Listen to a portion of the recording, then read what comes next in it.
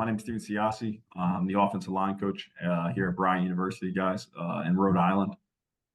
We're in the CAA conference. It's a small Division I school.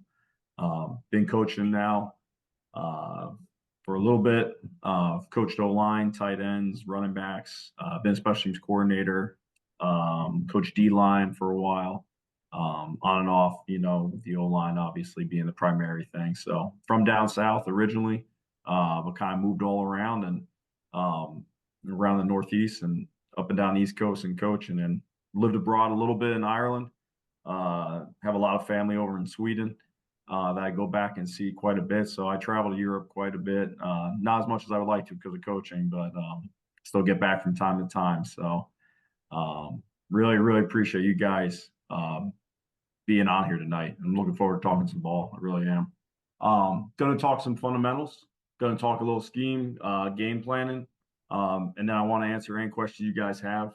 Please feel free to throw in the chat. I'll check it from time to time if you guys want. I know there's a Q&A at the end, but I'll gladly answer questions as we kind of go through there. So, but yeah, so kind of talking a little bit into the run game. Core belief for me when it comes to teaching this stuff is you don't block them with your hands, you block them with your feet. And so one of the big, misconceptions I think out there when you see guys talking offensive line play is a lot of guys, they want to start by hitting something. And what I always kind of say is, if they can't move to where they need to be to deliver the maximum amount of violent force, then what's the point of doing it? So we always stress to the guys here, you have to move them with your feet before you ever involve your hands. And the other aspect that we talk about is you got to hit them where they bend, especially in double teams, especially in gap scheme and zone and different things that we do. And the way I equate it is, I don't know if everyone sees those D-line pop-up bags, right? They're kind of like cylinder in shape. Right. So like when you hit them from the side, if you they snap down and they pop right back up. Right. And so I say with D linemen, it's the same thing. If we hit them on their upper body, right, the upper body of the D line is going to snap over, then he's going to pop back up. So you got to hit them where they bend. So we always talk about aiming to hit the hip on any type of double team, or we talk about the IT band, right? We want to hit them from the side. When we talk about stance, I'm a firm believer. 2-point, 3-point, doesn't matter. Whatever you do, you have to be able to do in both run and pass. And so for us here at Bryant, we're predominantly a 2-point stance team, both run and pass. About 95% of the time we're going to be in a 2-point. It allows us to see the picture a little bit easier.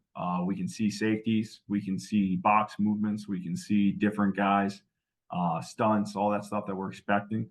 A couple of core fundamentals that we always talk about is our eyes are always up. So we should always be seeing the picture in front of us. Our hands are always in what we call a holster position. What I mean by that is you want to have them in a position. And again, being American Western movies, where you can grab your gun real quick, right? We always want to have them right around that belly button area, just being able to attack right now. And so you always want to have them there ready to go. And especially if you're an interior guy like a guard, you want to have them ready to go right now. With the tackle, sometimes you have a little bit more space. You can have them a little bit more relaxed. And we talk about our butt just being a third leg, man. That thing's got to be down. So we want to sink the butt down. We want to condense the body. And then the biggest thing to me with the feet is being on the insteps of the feet and then having a toe-heel relationship. I think everyone when I came up, everyone kind of talked about shoulder width apart and all that stuff. I think everyone's different. Some guys are going to coach guys that are 6'8". Some guys are going to coach guys that are 5'4", depending on the level of football and all that. So I think it's got to be a stagger that they're comfortable with to bend in. And so again, just another couple of examples of it. Again, with the tackle position, at times because of how much we do this in run and pass game, I'll let them put it on their knees like they would in pass pro, to disguise the stance. The eyes are always up. The hands are always in a position where you can strike and be ready to strike. And again, we talk about sinking, not bending. When we talk about bend, again, it's 4 levels. And the best thing that I can equate this to is, and this is something that I was taught, is when you look at an O lineman, whether they're in a 2-point or a 3-point, it should look like a Z. We say Z's in the knees. So like when you see them, it should be there's bend from the back down to the hip, down to the knee, down to the ankles. And so like just to draw a little cleaner. Same thing if they're in a 3-point, you're like the center here. It should be a Z in your demeanor. So like if one of those positions, like if your back here is like too pronate, you look like that, or your knees aren't really bent and your hips are high, like that's not good. And so like whenever I see pictures of guys, like we have people that take photos sometimes from time to time. I like to show them that.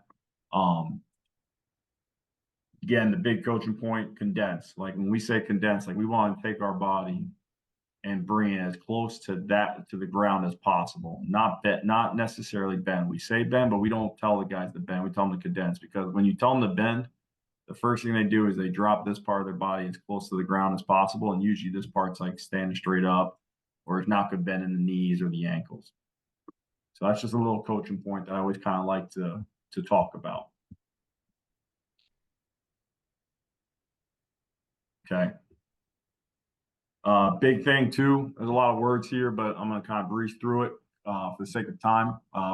We always talk about having a high knee mentality, whether it's in a gap scheme double team, when we're galloping into something, whether it's a zone combo, when we're rocking back into something, whether it's we skip and overtake. We always want to put a knee above the other leg in our combo blocks, in our blocks in general, just to be a little bit more powerful. So when we look at fundamentals, from a coaching standpoint, when it comes to like double teams, the biggest thing I can always kind of talk about is it's R4 versus their 2. So like your eyes, your feet, your hands, you know, you should be able to overwhelm the guys at the point of attack because it's their 2 versus your 4. When we talk about whenever we have a head up, that's vertical drive blocking. Whenever we have a guy behind us, that's lateral displacement, our rock back technique, which we'll talk about. And then we talk about just having good pace up front. So kind of going from the pictures to the film, again, you kind of see that high knee mentality. When we talk about rock back technique, this is just, again, like a zone double team where we are trying to be as powerful as possible when there's a man behind us, and then how we drill it. Again, you can use this with people, with bags. Again, the philosophy here is I'm a guy who does not have a man in my gap. My eyes, again, we block them with our feet and our eyes first. The hands are the last thing possible. So like here, like I'm looking for the threat play side. My feet are going to take me there. I'm going to scoot off the ball, and I'm going to come back with the high knee mentality. I should still be looking. Like I love this young man here, Finn. Him, you can tell with Perez here, he's kind of looking 2 down. Like I'd like to see him still looking here. And the big coaching point with this, like kind of like the belief with this, is anytime where there's no one in your gap play side threat, you should be able to feel the help you're about to give, but see the threat. And so that's like the big coaching point we talk about is see the threat, feel the help. So like this would be an example of like a right guard with a 2 eye on his inside shoulder. And let's say there's a center over here. The center's coming to reach this. I've got nothing in my play side gap. I'm taking a step. I'm rocking back. High knee mentality. Okay. See what's front side and then give help backside. Same thing here, just on a 5-man sled. Again, you can use this with a med ball, with the sled. It doesn't matter. But the mentality is still the same. We want to step to the play side always. We want to see the threat possible. And the best thing that I love about this clip, when you look at these guys, I like doing these type of drills with as many guys up as possible, because you can see how different everyone looks. And you can see who's doing it right. So when you look at 73, he's doing a great job of stepping and then sinking back into contact. And then 3 points of contact. His knee, his forearm, his shoulder are all going back. His eyes are still looking play side. 68 is incredibly high. He's really not getting his knee involved in the block at all. The center here, 66, is in pretty good shape, but there's really nothing buying about his demeanor. I like this guy down here. This guy's head, you can tell, is just buried too far in. He's not looking play side. So again, the more you can kind of show guys like in a group together, I think the better you are with it. And then just a couple of examples of it, of that kind of that coaching point, that mentality. So like the center here right now. So again, zone to the right, known in his play side gap. Backside guard is coming here to block with him. So he knows, again, I'm going to see any threat, feel this help behind me. So he's going to step to the right, nothing shows, give help.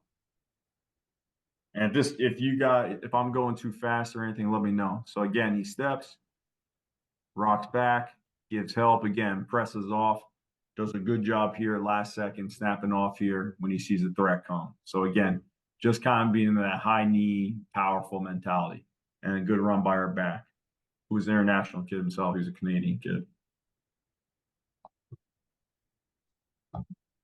Same thing here now. It's going to get cut off a little bit, but you can see it. Just that high knee mentality.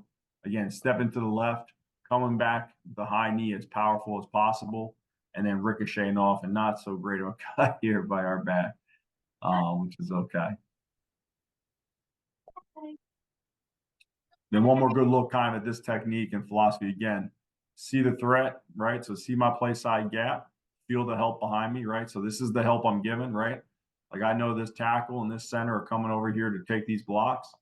I have nothing in my play side, but I want to be powerful as possible. So I'm going to step, come back with that high knee.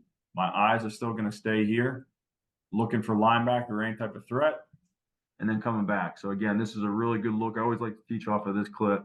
You can see the mentality.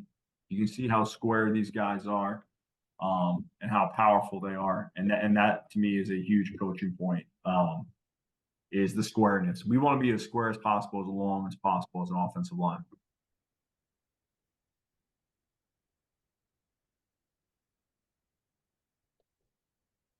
And then just the other mentality of it, again, is when I am in that fit position, not necessarily when we rock back or we give help on a combo, we come off at the speed that the backer or the second level or a new threat makes us come off. So when you look at this, so this is a good example again. So like this is post, I've just rocked back, I've made contact, I'm powerful. Now, okay, the linebacker's not coming down. He's not forcing me off this spot. So again, I want to stay in this double team as long as possible to help anybody who's coming behind me to reach this. And so you can see that's the mentality right here. We're holding the space, snapping off. Really like doing this. It's simple. It's a low-key investment drill. We're still working our high knee demeanor. The eyes are looking play side. We're pumping that free hand. We're pushing off that back foot. We're staying strong as possible. Doing a good job again, just seeing the threat when it comes to it. And here's that fun New England weather, which I'm sure some people on this call. I heard someone mention the Allagash River, man. Love that. Love that area. I love Maine. Earlier on the Zoom. So, but here's some nice New England weather, which I'm sure some people experience as well where you guys are from. So again, good look here at the center. So again, we're going zone to the left. So he rocks back. Again, his linebacker here, again, he's seeing the threat. Nothing shows. Hold space. Linebacker doesn't come off. There's no need to rush. So again, he's patient. Linebacker goes backside, turn back into it. And that's when the ball is able to spit out. So again, like it just goes back to like kind of the fundamentals and the philosophy that we have when it comes to this.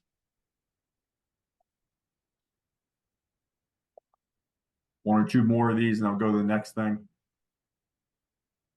Same thing here. So we overtake defender, put up a wall, be as strong as possible. Again, just try to hold off space. You can see the center's trying to do the same thing as well.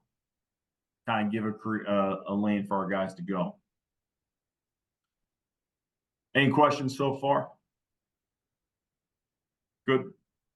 And then the other mentality we talk about is, again, when on the backside, like run game fundamentals is skipping. So we talk about when we need to overtake a block, putting our body between the defender and where the ball is trying to go. And so this is a very low investment deal. So again, we just kind of talk about driving off that inside foot, throwing yourself back, very similar to skip pulls on power, except you do them on zone. So you just skip, stack, and replace.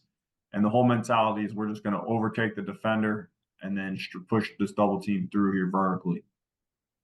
Again, it's allowing us now when we have to reach. So this would be an example of a left tackle. Let's say there's a guard right here with the 3 technique.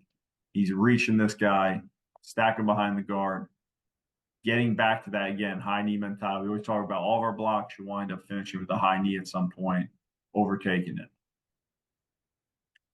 So you can see it both. We use this both in the inside zone scheme and the outside zone scheme. So this is outside zone here to the right. So again, we're going to be in a tango to here. They bring safety down. We see linebacker. We're expecting movement. So this is example. We just full Zorro this. So backside here from the center back, we're anticipating having to reach over a full guy. So now we're going to skip. So again, it just allows you to kind of generate force, gain a little bit more ground laterally, as well as gain some depth, overtake guys at the point of attack, and then it'll kind of allow us to stretch and puncture.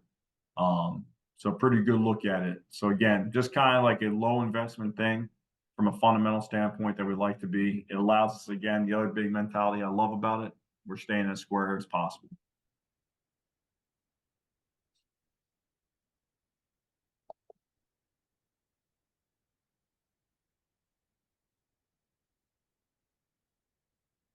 Same thing with the inside zone. So again, you can see it here. We'll skip and overtake, get back to that high knee mentality, put up the wall. Again, O-line is staying as square as possible, as long as possible, giving us a lane to create a second level deal.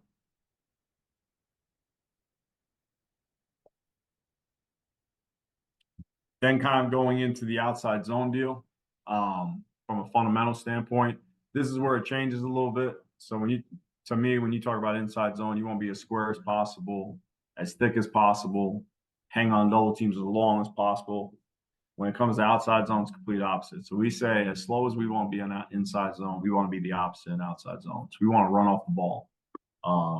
Your speed is going to capture the edge. Your speed is going to make the D line have to panic and adjust their technique. So our mentality is depth versus capture. So I mean by that is like we want to get on these guys and go attack them more so than think about reaching guys and trying to hook them. All right, we want to get on them and make them have to play through us. The faster you close the distance, the defender, the more success I believe you will have. So how we rep this, again, low investment. Again, it starts with the feet. So again, we'll add the people, later on. So this is like later on camp where we add the people. But even here, like early on, like this is very low impact. I'm not trying to like really strike and engage too much. But the thought process is you have to open up your hips. Again, push off the insteps of your feet. You need to open up your hips at the angle of departure needed to get to your target. So what we tell them is the tighter they are to us, the less you need to open your hips. So like if he's stacked on me, I can just open my hips about 6 inches and then get on his far shoulder. The aiming point for us on outside zone is we want to take our eyes and put them on the far V of the neck. So we want to get across his face. So my left eye, if I'm 54 here, needs to be opposite his left eye. I need to be across it. My near hand needs to be in his far armpit, pec area. My inside hand needs to be right down his sternum so I can fork him up and lift him and run him on an angle. And that's what we talk about. So we talk about second step, driving through the crotch, and then it's a sprint off the ball. Again, not trying to worry so much about hooking it. We're worrying about getting to the landmark and striking it. So you can see it here. This is a good look at 76 getting his hat to where he needs to get to. His hand is right in that armpit area, good spot. His eyes are even further than the V of the neck, which is even better, right? His inside hand, you can see he's carrying it low to strike that chest, and then we're running them on the angle. So that's a really good job by him. And then just kind of like coaching points, I don't usually do this too much, but I will occasionally put a second board there, and I just kind of like to give guys like very low impact feedback. And so like this is just like a rubber board. So like if he steps on this, he's not going to roll his ankle. It's not slippery, anything like that. He'll just kind of like compress into the ground, so he'll be fine. I do like that just from a physical standpoint. I think a lot of guys, I like coaching off a line to start, any type of line, whether it's this board or whatnot. And I like showing the guys visually, like, hey man, like you're false stepping. They don't believe it until they see it. It's kind of like my belief. You got to like physically show them like video evidence of it as much as possible. So like we'll just have someone come with cell phone film stuff. But again, departure angle, open up to the angle that you need to reach the defender. So it's a good job here. And then this is just the backside of it. Again, adding that skip component to it. Same thing here, we'll skip just to get some depth, some ground, and again, get into our aiming points. And then the final component of it is just add all three together. So like here, this would be an example of a trio call for us. Stack linebacker, D lineman, 3-5 linebackers in the B or C gap. Trio, we're going to pull the center. It's going to be us three for these three. So we want to create a little bit of depth. Whenever we get this type of situation, we are anticipating some type of spike. So our departure angle should be a little bit deeper with the anticipation that we have to get over a full gap. So you can see like the guard here does a great job opening up a little deeper, anticipating the spike, is able to reach it, pressing now. Tackle does a good job being patient, stuffing it. So again, just a different mentality. And then we'll eventually add the whole group to this again. So like these guys here are on a cog to the point. He makes a solo. These guys are what we would call a slip. So again, he's going to either drop step or skip, lose ground. The linebacker is way ahead of him. So when you look at big 74 here, he's opening up his hips at the angle that he needs to go to get to him. And what we always say for like the second level outside zone stuff is you want to go a full guy over. So like if your backer is stacked in A, you should look and say, even though this isn't my guy, that's where my aiming point should take me. If he backdoors me, that's a win. But what can't happen is I go where he's at and then he beats me across. Again, just a couple more looks at it. And then seeing it in action. So we fold this, we wind up pulling this, but this is a great look. I want you to watch the left tackle. We talk about speed off the ball and creating dent. So like we say that the shin angle, you want to have positive shin angle. So when they open up, you should see all five guys. Again, he's just square blocking this because of a pre-planned pull. But all five guys, shins should be pointed almost in the same direction. Again, play side tackle is probably going to be a little bit wider just because of the depth he's got to go to get there. But first step, open up. Second step, crossover, should be aimed at the crotch of the defender. Third step should take me to that far aim point. So when you look at 76, this is as good as it comes in terms of the hat to that far V of the neck. That left hand is wide, but it's getting to that armpit, and that inside hand is grabbing. And he does a good job getting it. Again, the speed, we want to run off the ball as fast as possible and create dent when it comes to this play. So that's just a little bit. Go ahead. Okay, that's just a little bit of some of the zone fundamentals that we practice when we get into the gap scheme stuff. And coach, just let me know as we go through if I'm going too slow, too fast, anything like that. All right, and I'll make sure I adjust. No, you're coach. You're okay. Good. You got time. Okay, good. With the gap scheme, it's the same mentality. So it's 4 eyes, 4 feet, 4 hands versus their 2. Where we are different with this is we talk about having a lifter and a driver, which is this guy and this guy right here, mentality. And so what we say with this is the man who's covered. And so like put in perspective, this is a left guard, left tackle. This is a right guard, right tackle.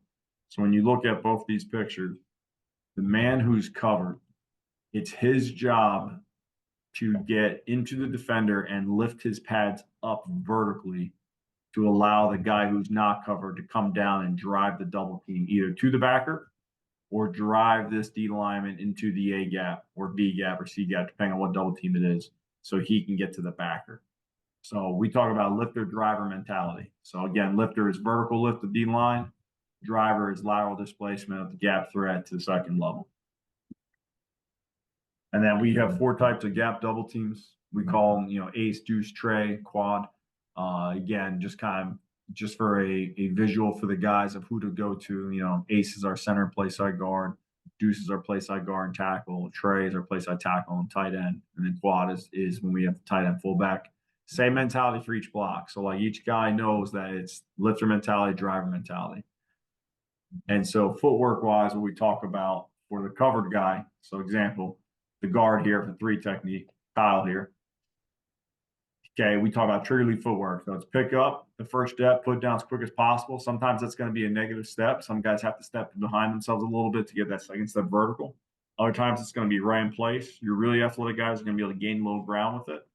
But the key is you got to get your 2 steps in the ground before they get their 2. And so put that in the ground, and that second step is going to go vertical. Like when you look at pictures, it should be right between his crotch, vertical through. And then it's the same 3 points of contact. His knee, his forearm or hand, and shoulder should all be in the block.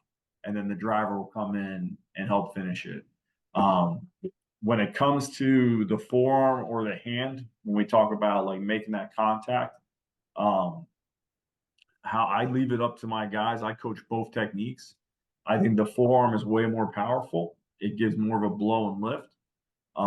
The hand allows you to strike, lift a little bit easier in terms of like the control and the torque part, but it puts way more pressure, I think, on your labrum than the arm bar flipper that we do. And I don't know how much you guys can see it, but we just literally smash up with an arm bar about 90 degrees. Some guys will teach the straight arm. That works as well. That allows you to get a little bit more surface area. I think it's a little bit easier to miss.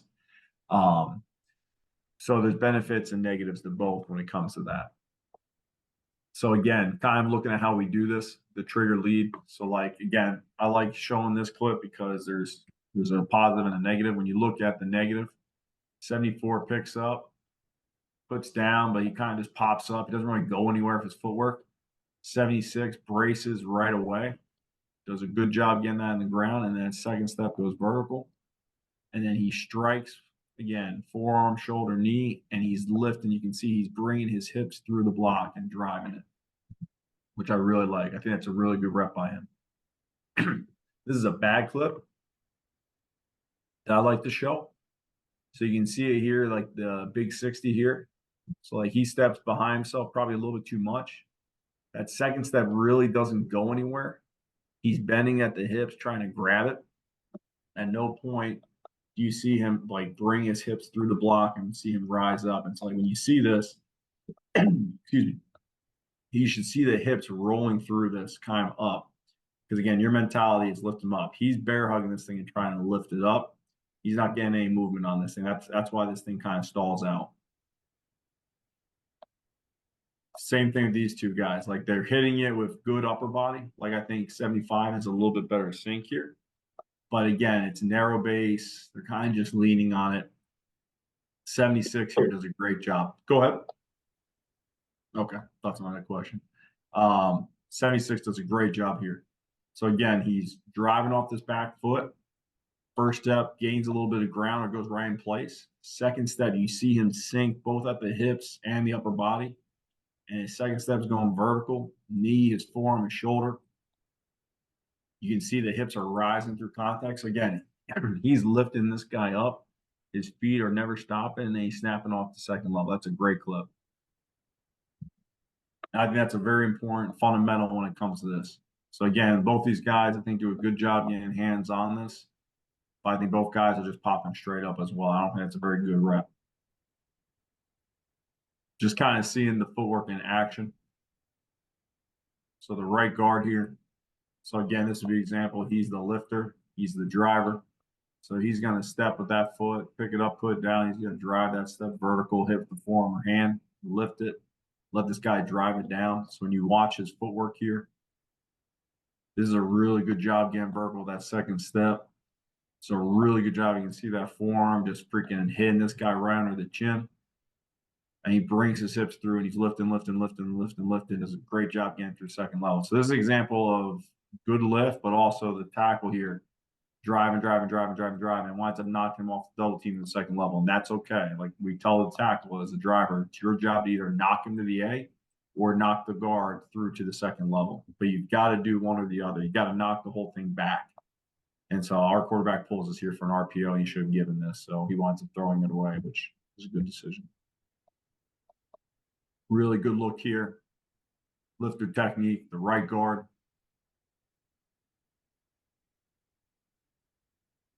So you can see it right here. He braces.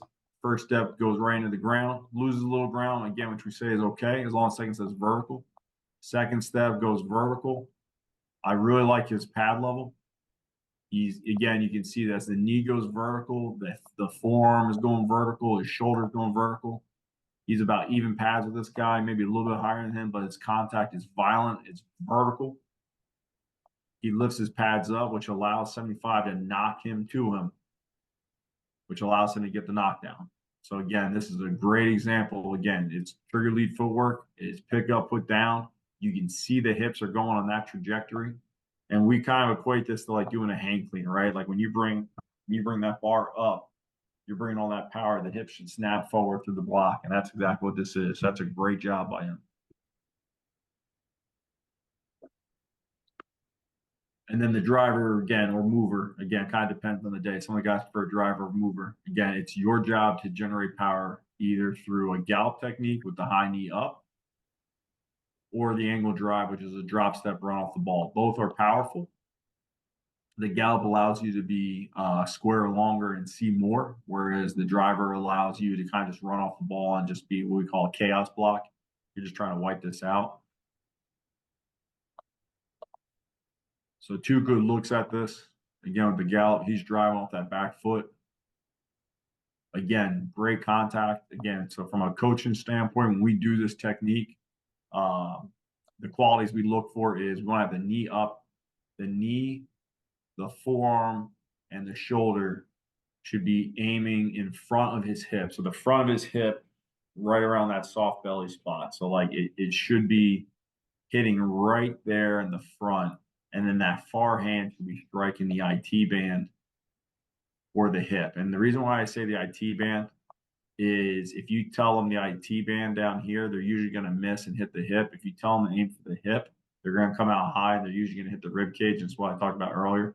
That upper body is going to snap over here. And then when you leave, he's going to snap back in that gap. Whereas if you hit the lower body, the goal is to wreck the lower body.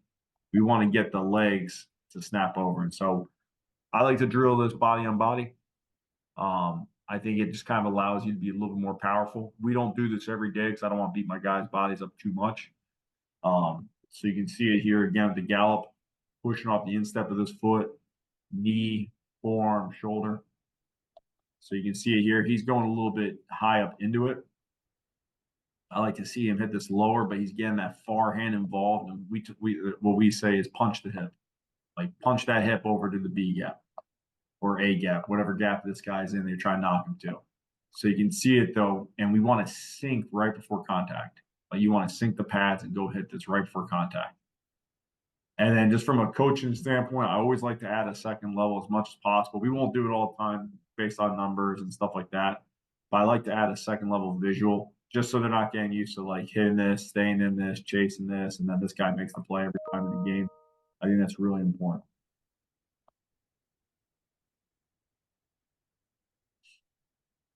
So again, so this is an example. This is an ace block with the center back to the point, right? So these guys are acing it, tackles down. We're running counter here. So when you look at the right guard here, this is an example of the gallop technique. So again, he's driving off that foot. And what we say is take as many gallop steps as you need. And what we visually, I used to equate to like if you had like that toy horse as a kid with the stick and you ride around pretending to be, you know, American, be a cowboy or whatever. Like we used to do that. And none of my kid players now at this age do that anymore. So that's fine as kids. But you want to like pretend like you're like a horse on a gallop. Like you're literally this knee is, you're just going to gallop as long as you need to hit this guy. So in this case, this is 2 steps. Takes 2 steps. You can see he sinks before and he hits this thing freaking really good. So he's ejecting this guy out. So he's driving it. And then this is what we call U out technique. So as I knock this down, if I get scraped, our path should look like a U. We say U it out. So like when the linebackers scrape over top, just get off the double team, turn and run them to the sideline. Let the running back make you right, which your running back does here. So that's a really good job. This is a bad example of it. So you can see it here, like he's taking 1 step and then he's turning right away. Not close enough to do that. Take 2 steps. Get all the way to that hip. And again, he's hitting this thing high. So this is a good example, right? Like he's hitting him in his upper body. Doesn't do anything. Like he doesn't move him. Like he doesn't knock him over a gap. So like that's not a good rep. He's not powerful. He doesn't step far enough.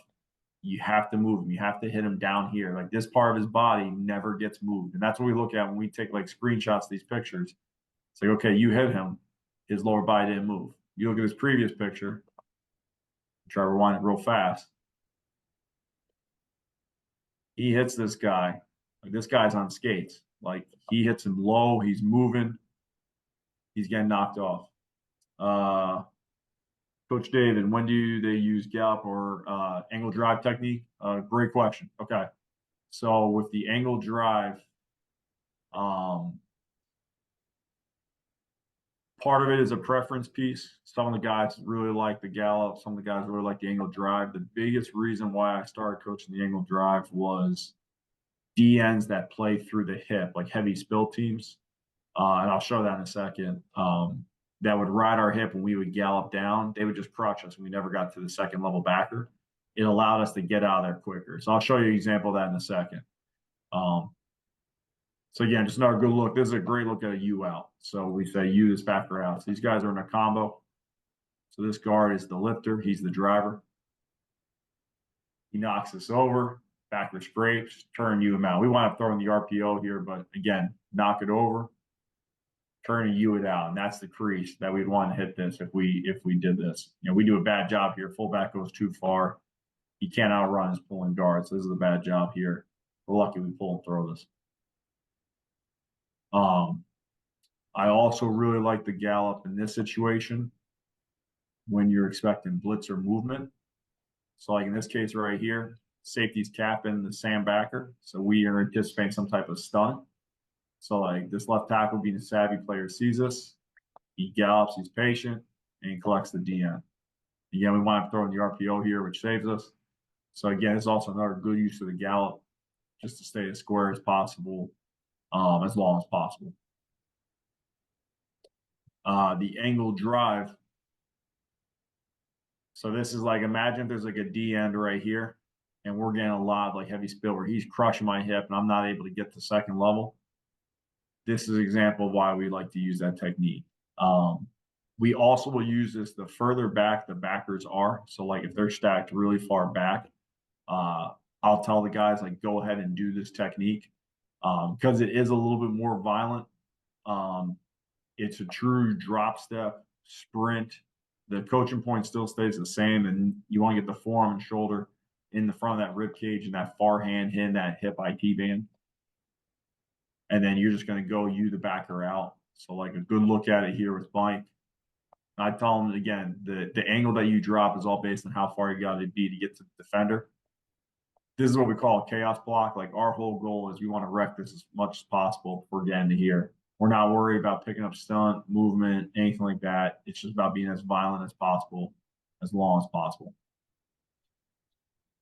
And so when you can see it here, and this is one of my least favorite clips of our running back, and this kid is playing the CFL. He's an unbelievable player, and I always bust his chops when I see this clip and I see him.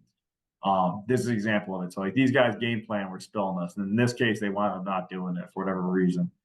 But so we said like going into this game, like, hey man, run off the ball, angle drive, knock that hip. The other thing is their backers played so far back. Like if he was stacked here in the A gap, you'd be a little bit worried about doing this because you could miss this a little bit easier. But this is a great look at it. So he's just, again, drop step, sprint, knock him over to the side. And you'd love to see the back just hit this downhill. Again, good look here on the drive, on the lift technique. 2 quick steps. He's vertical that second step. He lifts 68 pads up. So again, lifter mentality, driver mentality. And then he knocks it over. So that's a great job by it. So Coach, I don't know if that explained it or not, but I hope that did. And then just kind of finishing out the gap techniques, and then we'll go into pass pro, and then we'll talk scheme with what time we have left, as long as that's okay, Coach. 2 types of pulls that we do. We do the open pull, which we use in our counter and now power game, some of our long power, and we use the sickle pull. So again, both are useful. When we talk about the open pull, I think the big thing, depending on what schemes you run, like we run counter, we run pin and pull. I think you got to really switch up your aiming points. So like on pin and pull, we do a lot of like tackle down, guard pull out the end. you want to do situations like this where you're only pulling from a couple feet so you can rep that. You don't want to always train guys run like 10 yards to kick out something. That's not realistic. But the key coach point doesn't change. We want to open up at the angle of departure that we need to get to. We want to sink right before contact. And then same mentality, knee, forearm, shoulder, and we want to lift and drive. What I tell the guys is I'll allow them to use their hands or their forearm. I think the forearm is more powerful. I think the hands allow you to be a little bit more in control. So it's kind of, I leave it up to the guys. So you can see here, like these guys are using their hands. Now, one of the things that I'll do as well, and it's tough to see on this film, but like 76 here would watch him. He's holding a tennis ball. I like to do this just to make them have to have tight hands when they make contact. So like as they run, so they're not running here with the hands like wide. I want their hands in front. And eventually we graduate out of using that and their hands are here. They're running tight. But right before we tell them we want to hit with the tennis ball because it's going to force us to have tight hands, be a little bit more powerful. So it's really tough to see. I don't know if the quality will show it, but he makes contact here, and then you can see the ball just drop right about there. And the reason why I like the tennis ball is it's not a hard surface. If they step on it, we've had no issues when guys step on it in terms of like hurting themselves, anything like that. So that's why I like to use it. Now, what you'll see is a lot of them, like he drops it, like before he hits it. Like you want to hit this thing with the tennis ball in your hands. Coach, for the angle gallop block and potential blitz override a combo block, yes, absolutely. So if we have, let me just go back to a picture real quick. So like right here, if like 9 were to walk up in the B gap, like he's not going to combo this.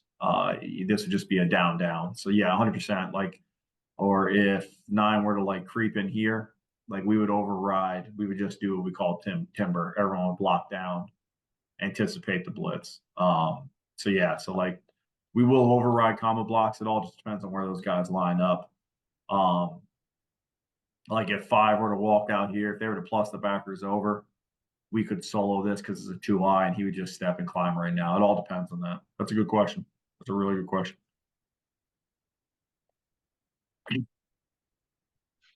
So again, like you can see here, so like these are like this is a good teaching clip. Like he doesn't bend at all before contact. So he's running, he hits it with his hands. There's no sink. Like he's trying here, Trevor. You think right there, he's trying to sink. Still not great, but we want to sink right before contact. So coaching point, again, and I think there's a lot. So again, like I know some guys don't have access to tight film. You have all wide film, that's okay. The biggest coaching point that I do with this play is when we tell the guards we're running counter to the left here, his aiming point is the inside hip of the play side tackle.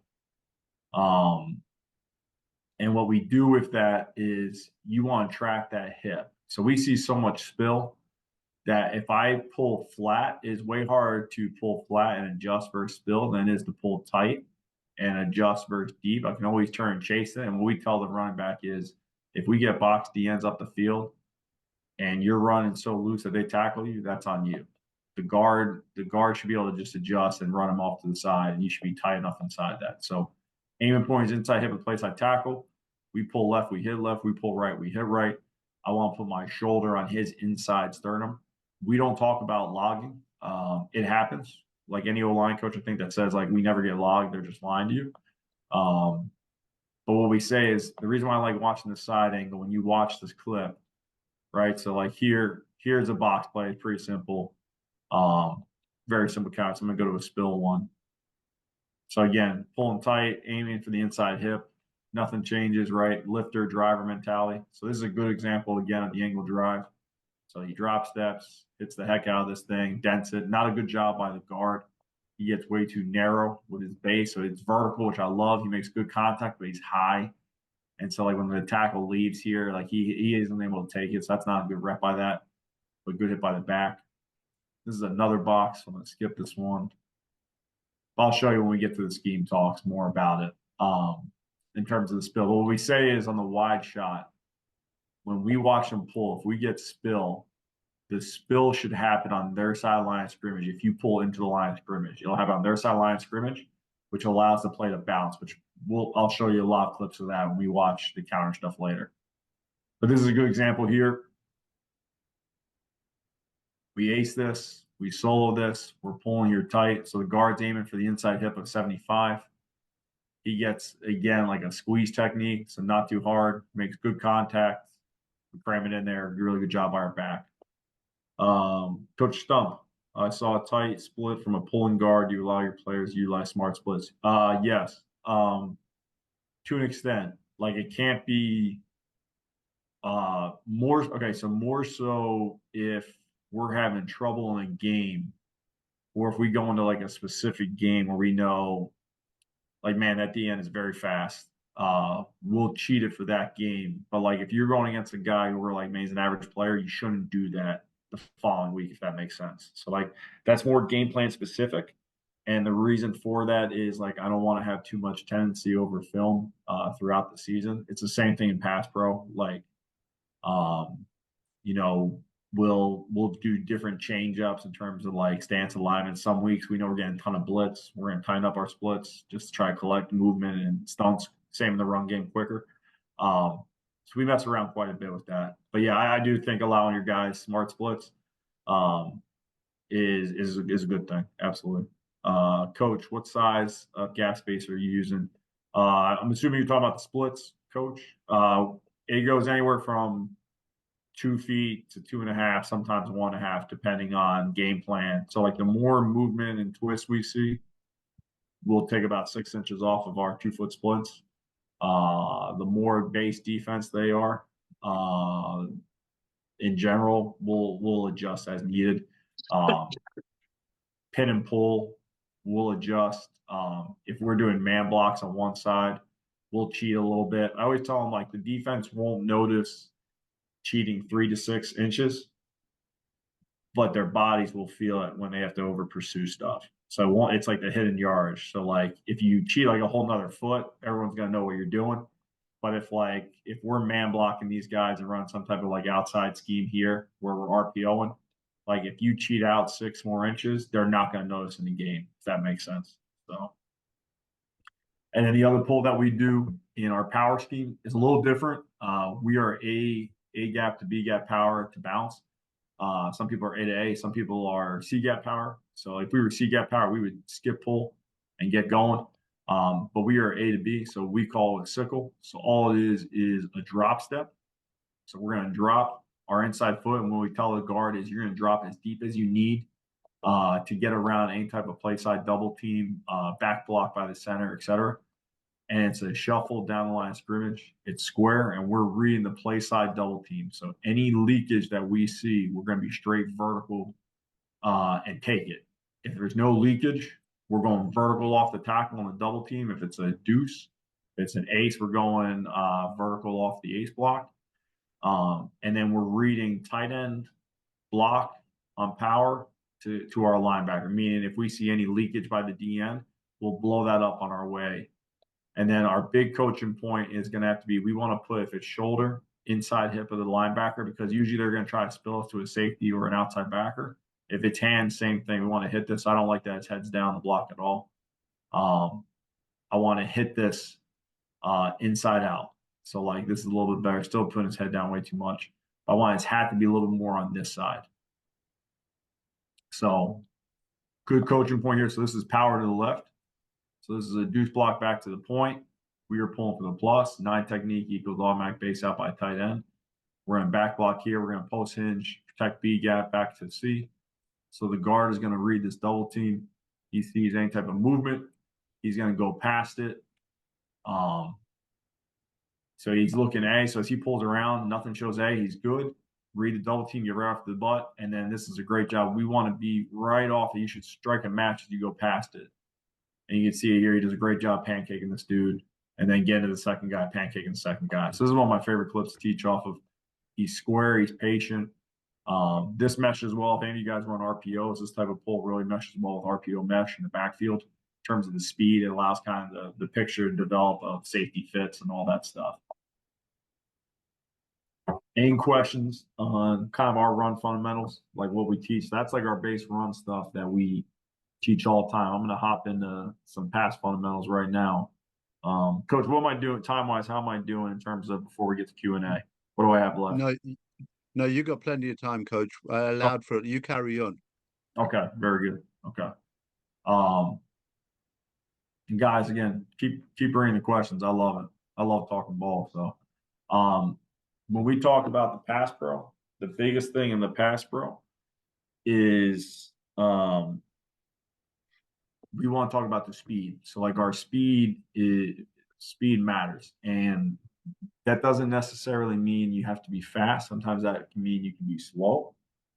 It all is based on what type of set and what we're trying to do. And so, we talk about set, your speed out of your stance, your leverage, always being inside out. For anybody that plays basketball, right, it's like being on defensive basketball. You want to make them have to drive outside, not right through the middle of the lane. Hands, when we talk about carry low, I always say they should be like right above your belly button or like right below your pecs. It's kind of like the sweet spot. They're not so low that they can take my chest with a power move, but they're not so high that they can forklift me or just clear my hands and now I have nothing. So right about there, they have to really engage us at the right about there. Kind of like if you picked up like a bowl or something, right? You'd hold it like this. That's why I say you just want your hands a little bit tighter than that right about there. And listen, we're always going to everyone's going to give up sacks, man.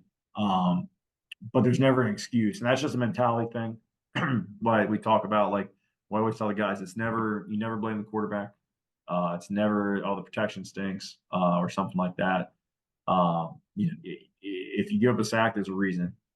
I overset my angle. My hands were carried wrong. I didn't throw my hands quick enough, etc. And then the biggest thing is knowing why the defense, like that will save you in pass pro more than anything. Understand the why of what they're lying. Why is that D end tight to me? Where's the linebacker? He's stacked. What does that mean, etc. Coach Stump, you just mentioned your IDs on power. How do you approach making IDs? Does it vary scheme to scheme? Yeah, so I'll jump back real quick to that. Pretty simple. In gap scheme, we always will point the first linebacker back play side. So like in this case, this is counter left here. So like we're going to make, I'm just going to fast forward past this. So like this is counter left. This would be what we call our point. The play side double team will always go to the point. The puller is going to kick out the MN line of scrimmage, and then the second puller in gap scheme, which in this case the fullback has the plus. So we always say in gap scheme we are responsible for the point and the plus from an ID standpoint. And how we go about IDing who those guys are is we will always identify how many D linemen there are in the field. And so, like in this case right here, there's 2 D linemen between the B gaps, so we would say that's 4 down. And that's literally how we ID defenses. I know it's very common, like over here, to have like a million different names for defenses. One of the best things I learned from a really good coach was like take the groupings. So like take the 4 downs and try to like make it so that the O-line sees that as like, okay, hey, 4 down's 4 down, whether he's a 2-eye, a shade, a 3, like base rules for 4 down doesn't change where he's at. Your combos may, but the base rules don't change. So like make this the 4 down family. So we just categorize it as B to B gap. 2D lineman is 4 down. B to B gap here. Again, and with this type of defense, we'll kind of switch it. We would say this could be a game plan specific thing. So like here, we would say from B to B, this is 5 down because there's 3D linemen tackle to tackle. 2 guys walked up outside, so this is 5 down. If he wasn't in the picture, we could argue this is 4 down with the anticipation of this guy coming. That's a game plan specific thing. So we always ID how many down the D line is, and then we have a point that we're responsible for, and then gap scheme a plus. In zone scheme, we ID the point and the minus. And I'll get into that a little bit more, Coach, into the scheme. I'll go right through that to make sure I'm clear with that. That's another really good question. Stance in the pass pro, pretty simple. It should look very similar to your run stance, unless it's like 3rd and 10, 2 minute. Like it should look exactly the same as the run stance. With the tackles, I allow the hands again to be a little bit more balanced. They can be resting a little bit, but they still got to be primed, ready to go. The eyes are still up, the feet are still rooted. You don't want to lean. This is a big thing. Like when we set, I know a lot of people teach like to lean away when they set. That just makes you shorter reaching the D lineman. Um, we want to be as balanced as possible. Like our lower body and upper body should be independent. Like I should be able to set and move my lower body and keep this kind of demeanor of my upper body square as much as possible. Um, Again, these are mostly tackle pictures, but like the hands can be light rest. We always talk about like flex the fingers. So like his fingers are kind of like separated a little bit. Like we want to have them primed, ready to go. Um, a slight lean forward is totally okay. It allows guys kind of to get out a little bit easier at times. And then the guards, and this is why I like having the same picture, the guard stance and the pass stance should look exactly the same all the time, right? Like my hands are in tight position, my feet are rooted. Again, I think this one is a good example. Like it looks like a Z, but he's probably a little bit too low with his hips, right? So he's gonna have to probably like rise up to move out of that stance. The feet are good, the eyes are good, the hands are good, but this would be one where I think his hips are a little bit too low. You can have a little bit more of a raise in your Z. It doesn't necessarily have to be straight flat like that. And then the big just like fundamentals of this are we talk about playing long.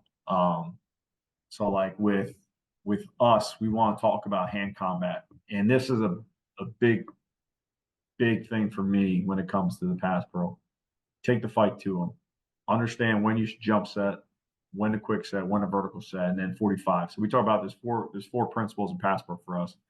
As a tackle, we're gonna jump, we're gonna quick, we're gonna 45, we're gonna vertical. As a guard, we're gonna jump, we're gonna quick, and we're gonna 45. We don't really set vertical as guards. And then hold in space. Pretty simple. Um, we will use both single punch and double punch. I'm a big believer that the longer you can play, the more advantage you have, and you're longer with one arm than you are with two, but you're more powerful with two than you are with one.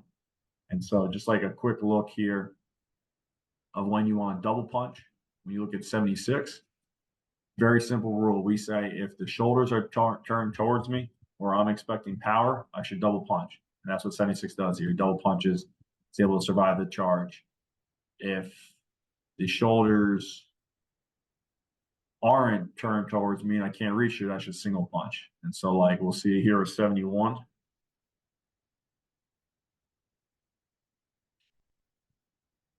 So, like, 57 is going right down my middle. I should double punch. Like you see here, he does a good job taking the fight to him right now. The left guard here. Like, this is a really good job by him. He sets, he's patient. Boom, double punch. He's playing long as heck. That's a really good job. And like that's really, really good job. Again, another look at just like the single. So when you look at 73 here, the left tackle, right? Is this guy rushes? Okay, I can reach him right now. This guy's not a very good pass rusher. I'm going to reach him. I'm going to throw my hand right now. So you see he throws his left hand. So again, sometimes we do this to get a guy to get to a move. Sometimes we do this to jab and just kind of slow them down from moving their feet. And then we get the other hand involved. So again, there's different reasons why we do it and when we do it. So like same thing here with 73. So when you look at him, he's not rushing on my body. It's a good time to use one hand. I can reach him with one. I want to keep moving my feet. From a coaching standpoint, aiming point, we want to aim our near hand to still that far pec area, armpit area. And then my inside hand is what we call a catch hand. So we talk about having, if we're going independent, you staggered hands. It should be punch and stab. And then my inside hand should be what we call like a catch hand. He goes inside, I'm grabbing his tricep, bicep, or rib cage if I miss. And I'm going to wrench him and keep him from going inside.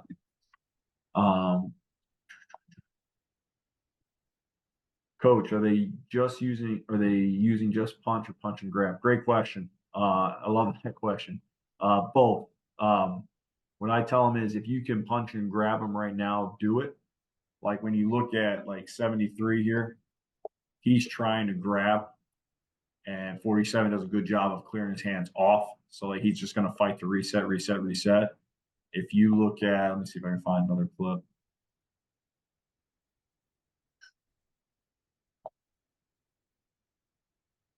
Like 71 here, the left guard, as he punches, he's trying to grab. And I'll show you more clips. I think there's a benefit to both. I want to, as much as possible, when we punch, to grab and not let them go. At our level, it's very, unless we're going against a guy who's not very good, at some point when we punch and grab, they're going to clear hands off.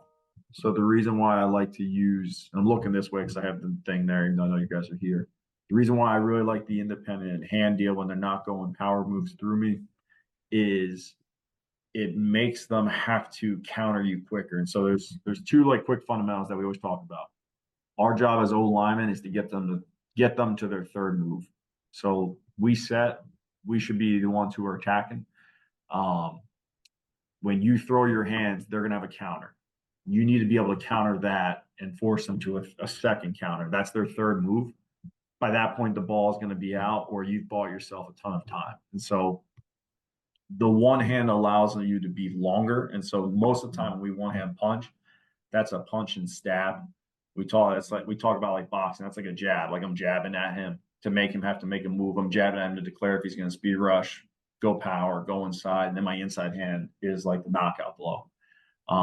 When we go two hands, that's to punch and grab. Because if you punch and jab and miss, usually you've committed both hands. He's past you now. And so what we do, very simple, is I'll put both hands out to the guys, just they want to teach them. And I'll say, okay, so you reach out as far as you can with both hands, right? And then I'll say, okay, just reach out further with the right, right? And you see, like when I do that, I'm longer, right? And so we'll do that. And the other thing that we like to do from just like a quick visual standpoint is our punch should happen right about handshake distance. And I got guys in my room from all over the country. I've coached international guys before, and I always kind of joke with them. I said, like, kind of universal around the world, when you meet somebody for the first time, like you're going to go shake their hand. And you wouldn't go up and like shake their hand like that far away from them. People would be like, what are you doing?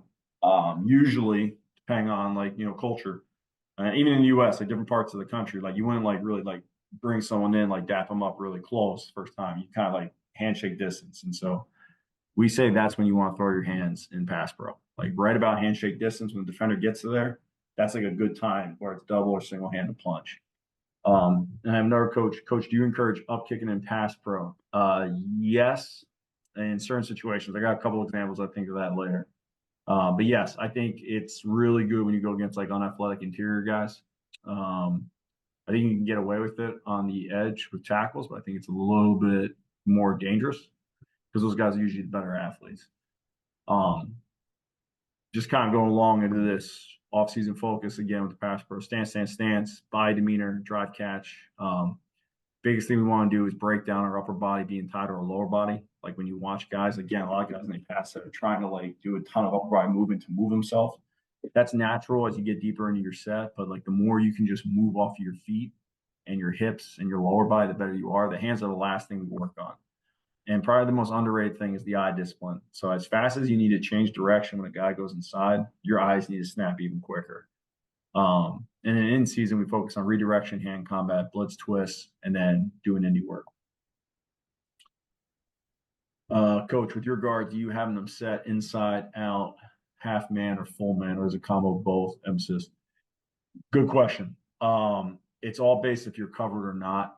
So if I'm like a left guard for 3 technique, and I have the center with me in the zone side of protection, we'll set thick. So I'll set full man because it's like, especially if the backer that we're working to is outside, I'll tell them like undersetting is one of the worst things you can do then, because like the center can't help you. And the best teach tape of that is the Super Bowl. If you guys remember when Aaron Donald beat the Bengals guard for the sack to end the game, they slid the protection to him, and the center snaps and is trying to push the guard like to combo Aaron Donald. The guard under kick, so he just like pops up and hinges. he's trying to set half the man, and Aaron Donald just wipes his hand down, runs the edge, and sacks to end the game.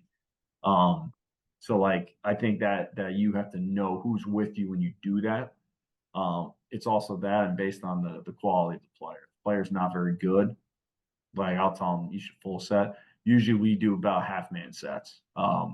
With tackles, it's definitely half man sets more often than not, unless we're quick setting or jump setting. With guards, it's about 50-50. And then the holding space part, coach, I think that's really important. If you are uncovered, you've got behind you, and then your backer isn't coming, I don't think you should leave. I think when you leave, that's why I don't use the word slide. I use the word zone. When you slide out, all you're doing is creating space for the D lineman to rush against it, O lineman. Which rules are you using against to simulate pressure? All linebackers in line initial rush, but some linebackers do not stepping back. Okay, so coach, with that question, I like to do like we'll do a lot of twist pickup, blitz pickup. When we get like 5 down or 6 down, it's 5 down, we'll make automatic money call. So everyone's going to do what we call the melt. We're just going to set square off the ball about a yard or 2 yards, depending on the rush, anticipating the twist, sorting out, staying as square as possible. When we get like 6-man, 7-man pressures, we'll get into what we call like our pack protections, where we will set back and then over. And so the thought process is we're going to set back, let the twist happen, and then set over to the gap that we're responsible for and take what shows up. If nothing shows up, we work back out. And I think I got a couple of clips of that I can show you in a little bit. And I'll hop on with you more about that later. So again, just progression with the twist pickup. Again, big thing for me is setting square as possible. And then the coaching point that we always make, my guy's the penetrator, I'm staying on him until I'm knocked off. So like we talk about, if my guy's the looper, he's the penetrator. It's the looper's guy's job to knock him off. And so we want that to be both physically and verbally. So as he's coming back here, he's screaming bump, bump, bump. And we want to scream that. And he's knocking him off. If he doesn't knock him off, this tackle should stay on this, let the widest guy loop and go make the play. We never want to leave a penetrator. Like more sacks are given up and pressures by him going pick up the looper and this guy splitting it than the looper getting there. Most D-line stunts where there's a guy looping, there's a way higher chance that this is picked up where the quarterback can just step up and escape somewhere because of the time it takes to get here.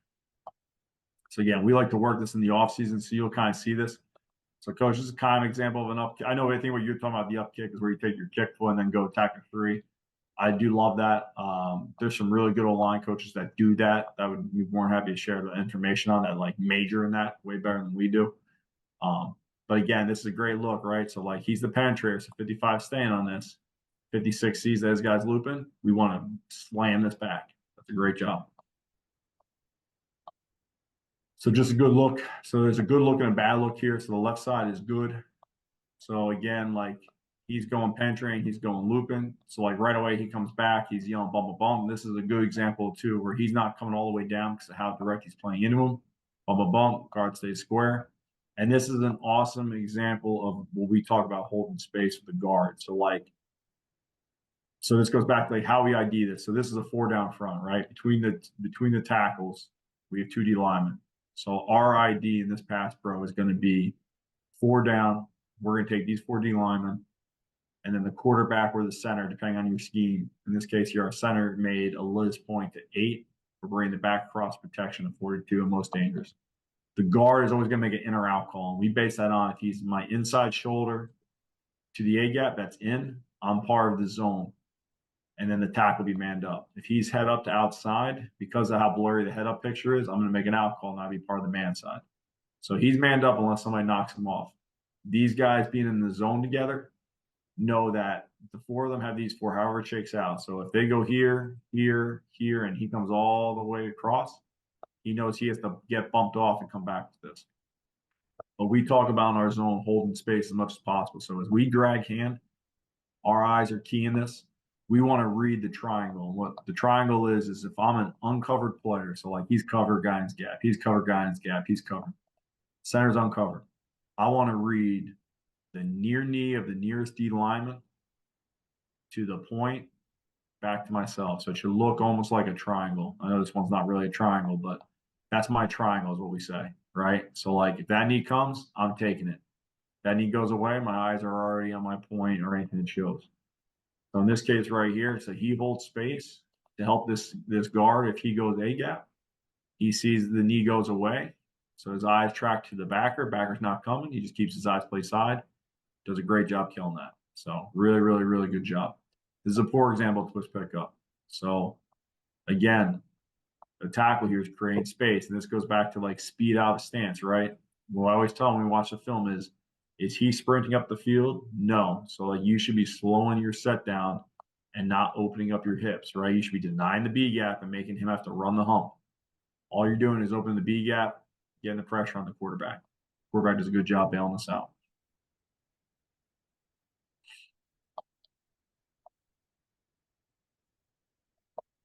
Good look here. So again, the twist pickup. So it's square. So again, looper penetrator rules. Penetrator, I'm staying on it. Looper, I got to bump it off. Again, verbally and physically. This is an example of an out call, right? So the center, he's out. So I'm manned up. I'm manned up. Again, I'm going to hold space. I know I'm the last man in the zone with the rip point. So whoever shows up, so I'm going to hold space. See caller come, go take it.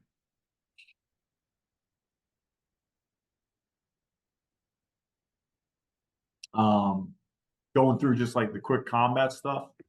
Again, we talk about the vertical, the angle, the jump, and the quick set, punch, single versus double, the chop, and the snatch. So with the tackles, when the center snap every day, I'll take these guys and we just work a couple progressions. So we'll work the jump set. So we're just going to try to get inside. We need to be more aggressive. This is from a couple of years ago. We need to be more aggressive. So like he's being too passive with this. We'll work the quick set, where we're just trying to get on as quick as possible, trying to punch. Again, you notice this is light. Then we'll work 45. Again, 45 and a quick will sometimes look similar. This is a bad clip when you look at him. When he punches, his head's going in the block. Like he should be bracing, punching, and creating extension. Then we'll work the deeper set. Then we'll transition to different types of combat. So again, this is just an example of a quick. We're just taking a quick, engage, and then snatch. So this is where we want to really punch, grab, and snatch. We want to do this close to the line of scrimmage. Again, we want to set, punch, and really pull them down. And as much as possible, we want to flop the feet when we do this. So you can see here, like, this is a good look, like with Anthony here. Again, his head's too far on the block. He's leaning over his knees. There's a lot of bend. You can tell he has tired legs. And so when he pulls this guy, he pulls him right into him. That's why he's falling back. So then you watch it here. He's way more control. Good balance. Punches. His head's out of the block. Snatches it. He's in control. Good balance. Punches. There's extension. Snatches it down. Again, he's able to create separation. So, like, it's a good tool to use. And then we'll work the swipe. So, again, we get long arm, teach it. So I'm a big believer that every day, we work this every day. You got to work the different types of rushes you get. And you got to steal this time. So I'll steal the tackles during, like, when the centers are snapping. I'll send all the guards to snap too. And we'll just kind of do this to work the different types of hand combat.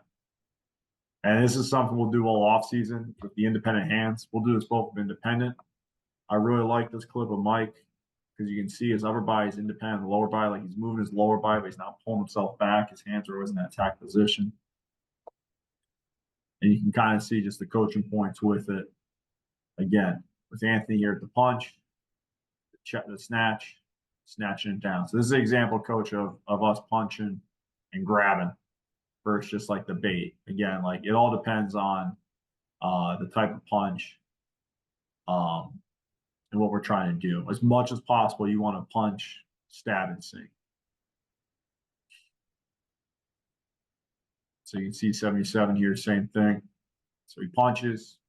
Good job chopping. Again, get the hands off. This is a good job. 77 or 75 here, right tackle.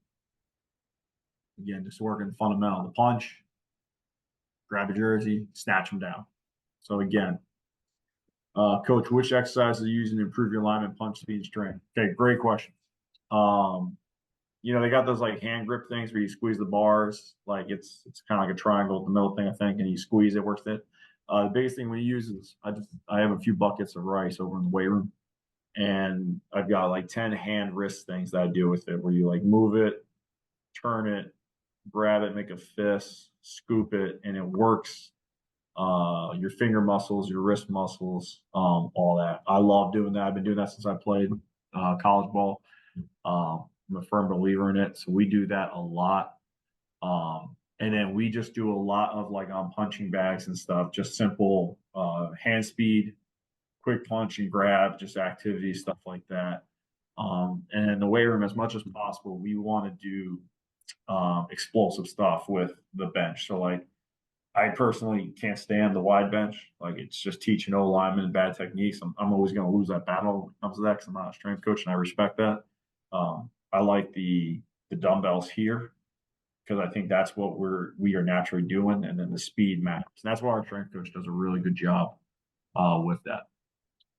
So same thing here at 73 again, just again with the hand combat, getting hands on, punching, snatching down. So again, there's different value to it and all that. So, and then same thing teaching with the 2i. So again, we want to work. Now this is a big coaching point. So like I like 78 here a lot. I don't like these two. You don't, when we have a 2i, we want to keep him pinned as a 2i if we're part of the zone. Our aiming point is still that far pec if we're going to go independent. But my inside hand here should be catching if he tries to counter and go back inside. So we'll just work this versus 2i. So we'll work the counter, the post and pin. We'll work the post and counter where they go out. So again, you can see like right here, we're just trying to pin him right now. We always want to have our V of the neck on his V of the neck. We want to keep him pinned here. I don't want to give a soft B gap where he can counter. So it's a good look at Big Carlos here doing it. So again, he's got this backer here. So he's patient, punch, keep him pinned. Really, really, really good rep. I really like this rep by Carlos. Punches first. So again, handshake distance, 9-9 gets within it. He throws the hands, recovers, all that. Really good look. Same thing here at Big 78, I think, if I remember right. So this is, again, a Liz point. So this is an in call. So it's these four for these four. So again, he's patient. Up kick. He engages, or up post, excuse me. This is an example of the left tackle doing a terrible job of opening the hips. Again, square is powerful, man. If you go square, eventually they got to go through you. If you turn, you got to hope that they go outside, because when you do this, when your hips turn to the sideline, you got almost no ability as no lineman to turn them back to the field.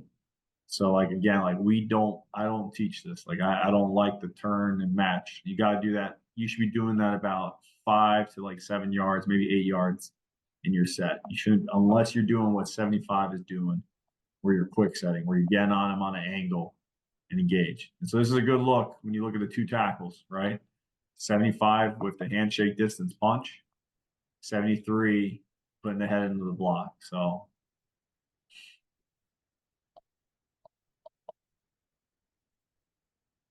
good look here at the left guard. So again, he's patient, engages, he goes to counter B. Good. You don't want to overpost and give him a soft B gap.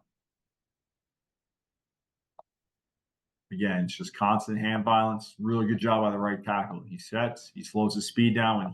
When he slows down, he stabs that inside hand. So again, his shoulders are at him, so he's thinking double punch.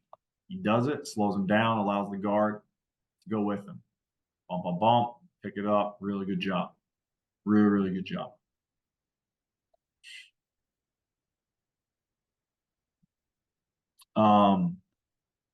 Any questions, guys, and kind of some of the past stuff?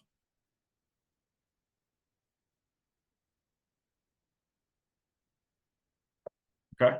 Kind of like, going into just real quick, the run game stuff. Just kind of like game planning specific. I had told Coach I would mention this a little bit. This is really simple. Again, when we scheme this stuff, we always talk about a few things. take a look at our base personnel matchups. Can we run the ball both strong and weak in each formation? Is there secure play action, protection we can run out of it?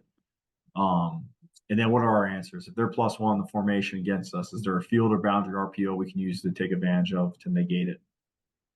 If we're a quarterback run team, can we go +1 to use that? How do we match up with them better in heavier sets or lighter sets against their personnel? And then what are their matchup strengths? And so the biggest thing to me, I think that can help you both in pass protection, but run game is disguising back location. We want to change that as much as possible. It requires investment. The easiest way to do it is just pre-snap, flipping the back. We'll start him flexed out. We'll start him pistol. We'll start him on the wrong side. Motion him right before the snap. Get him set and go. I think this is the best way to protect yourself from tendencies, and you got to be able to work it in run mesh. Pistol, I think, is the great equalizer. And again, you can disguise everything from play action to run game. You can still work RPOs. You just got to operate a smaller menu because of the time it takes. The thing I like about pistol is it's way harder for defenses to set their front. It's great when you have the ability to run both strong and weak in the run game. It's also really good for check with me or can situations. So like, if this, then that. If that, then this. Like you want to run power to the right, you have a pistol and they overload it, run counter weak.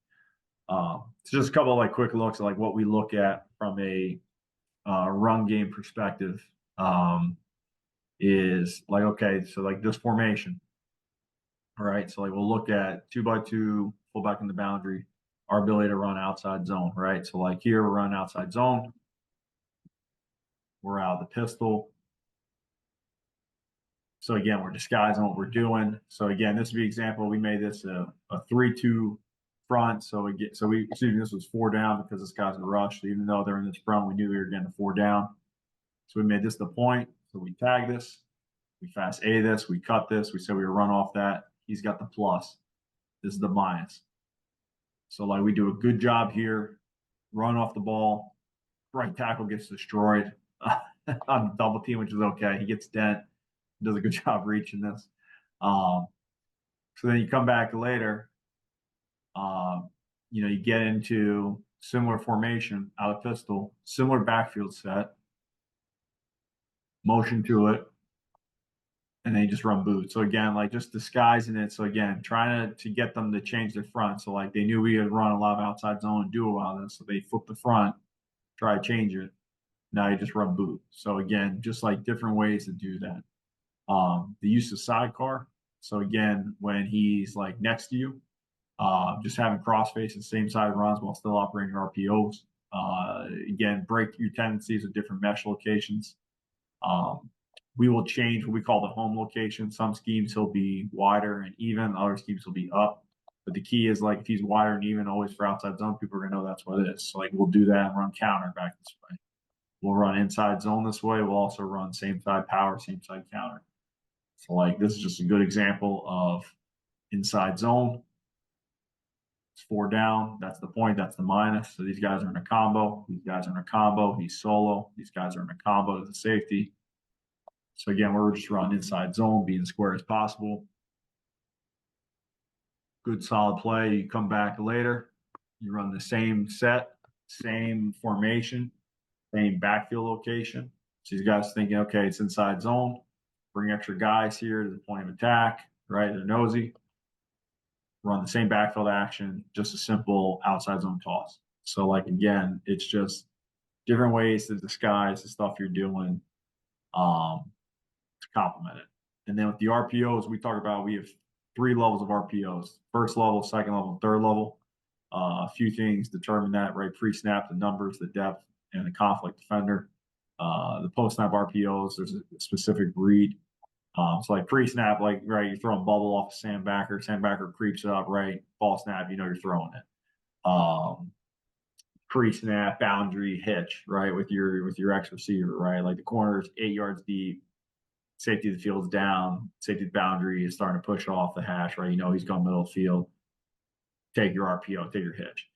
And then box count. So like a lot of our base level RPOs, post-snap RPO, like safety fits in the run game, we're going to throw a bang around power to the boundary or counter to the boundary. And then box count, right? A lot of them is box count. So like we have 6 in the formation, they have 7. Okay, what's our RPO answer? So like, just an example of first level RPO, right? Simple two back deal. We're running inside zone to the right, right? They've got six. They get nosy. DN crashes, pin their seventh guy. Just a simple dump right to the flat. Everyone runs this, right? It's really simple. Second level RPO would be linebackers, right? So like here, we're just running a dump route. Linebacker blitzes, right? They're bringing one extra than we can. Again, that's okay. Read it, get that ball out quick, right to them. Third level, safeties, right? So now we're talking safeties, right? Safeties are corners. So like these guys bring cut corner, they push safety off hash to replace corner. No different. This would be no different if the safety failed and he bailed, or if he cuts and he pushes off hash, right? We're going to run a bang route, right? We have six in the formation to run our power scheme. They bring seven. This is the answer. So again, just like simple little answers from a game plan perspective. And then the last thing is if you are a quarterback run team, I think +1 is amazing, especially when you can add the RP. And that's where I think our head coach did the best job this year. When we've had quarterback run in the past, we've had RPO, but this year, especially in the red zone, we really did a good job of like putting in +1 RPO aspects of it too. So just a great way to get to it. So like we love running power. So like these guys did everything in the world to try to take away power, right? They'd bring one extra guy, they'd walk guys up. So all we did was we just turned this into power read, right? So again, we're going to cut this, we're going to back block, we're going to double this to this here, and now it gives us the extra puller, read it. So now you just go +1. Again, quarterback run game, simple answers. Same thing here. It's power, right? What they did a really good job of against us a couple of years ago was like, again, they knew we were an RPO team. So what are they doing? They're going +1 in the box. They're going to jam us up. They're going to make sure he's up here, right? They're going to have him high, but also to take away this. So we don't feel good about our RPO matchups, right? So then you just go +1 as your answer. So again, it's combo to him, turn to the duo, you get +1 to point of attack, cut this, read this. These are just the answers you want to have. They want to play, cover one, cover zero. It's important to know that you can have those type of answers. Let me just.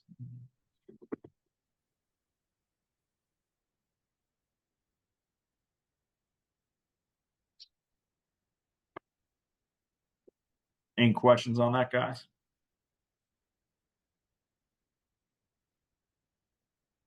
Everyone good? Okay.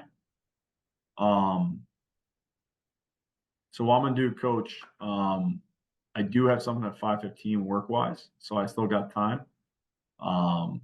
You want me to talk a little scheme, like pick like pass pro and then one of our run schemes, talk real quick and then do Q&A, or you want me to just do Q&A right now? Coach, how about let's see if there's any questions right now. If not, then go Sure. into your scheme. Awesome. Okay. Feel free to ask, guys. Guys, put your hands up and we just call on you and then you can ask away. Let me stop sharing.